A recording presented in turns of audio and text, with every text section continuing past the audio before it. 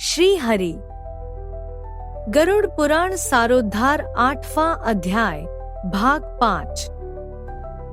मैं महाभयावह यममार्ग में 100 योजन विस्तार वाली उस वैतरणी नदी को पार करने की इच्छा से आपको इस वैतरणी गौ का दान देता हूँ।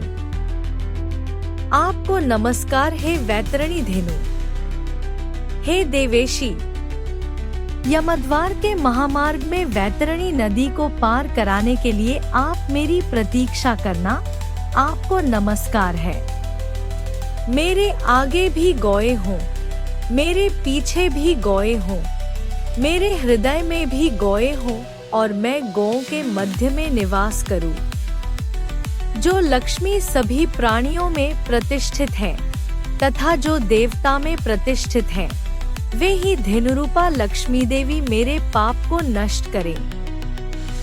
इस प्रकार मंत्रों से भलीभांति प्रार्थना करके हाथ जोड़कर गौ और यम की प्रदक्षिणा करके सब कुछ ब्राह्मण को प्रदान करे। हे खग, इस विधान से जो वैतरणी धेनु का दान करता है वह धर्म मार्ग से धर्मराज की सभा में जाता है।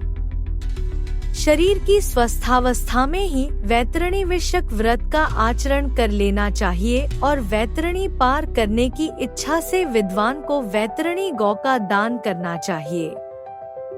हे खग, वैतरणी गौ का दान करने से महामार्ग में वह नदी नहीं आती, इसलिए सर्वदा पुण्यकाल में गोदान करना चाहिए।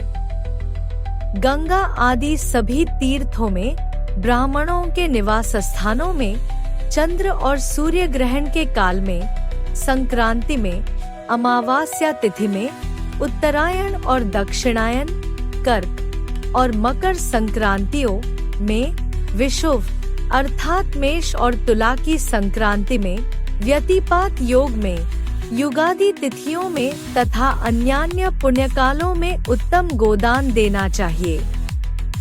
जब कभी भी श्रद्धा उत्पन्न हो जाए और जब भी दान के लिए सुपात्र प्राप्त हो जाए, वही समय दान के लिए पुण्यकाल है, क्योंकि संपत्ति अस्थिर है, शरीर नश्वर है, संपत्ति सदा रहने वाली है नहीं, और मृत्यु प्रतिक्षण निकट आती जा रही है। इसलिए धर्म का संचय करना चाहिए। अपनी धन संपत्ति के अनुसार किया गया दान अनंत फल वाला होता है, इसलिए अपने कल्याण की इच्छा रखने वाले व्यक्ति को विद्वान ब्राह्मण को दान देना चाहिए। एक व्यतिपात योग, धनिष्ठा, आर्द्रा आदि नक्षत्रों में चंद्रमा के रहने पर रविवार को पड़ने वाली अमावास्या। 2 युगादि तिथियों के आरंभ की तिथि युगादि तिथि कहलाती है। सत्ययुग की प्रारंभिक तिथि वैशाख शुक्ल तृतीया, त्रेता की आरंभिक तिथि कार्तिक शुक्ल नवमी, द्वापर की प्रारंभिक तिथि भाद्रपद कृष्ण त्रयोदशी और कलयुग के आरंभ की तिथि माघ अमावास्या है। 3 दान सदैव सत्पात्र को ही देना चाहिए और दया किसी के भी प्रति की जा सकती है। अपने हाथ से अपने कल्याण के लिए दिया गया अल्प वित्त वाला वह दान भी अक्षय होता है और उसका फल भी तत्काल प्राप्त होता है। दान रूपी पाथे को लेकर जीव परलोक के महामार्ग में सुखपूर्वक जाता है, अन्यथा दान रूपी पाथेरहित प्राणी को यम मार्ग में क्लेश प्राप्त होता है। पृथ्वी पर मनुष्यों के द्वारा जो जो दान दिए जाते हैं, यमलोक के मार्ग में वे सभी आगे आगे उपस्थित हो जाते हैं। 94 महान पुण्य के प्रभाव से मनुष्य जन्म प्राप्त होता है। उस मनुष्य योनि को प्राप्त कर जो व्यक्ति धर्माचरण करता है, वह परमति को प्राप्त करता है।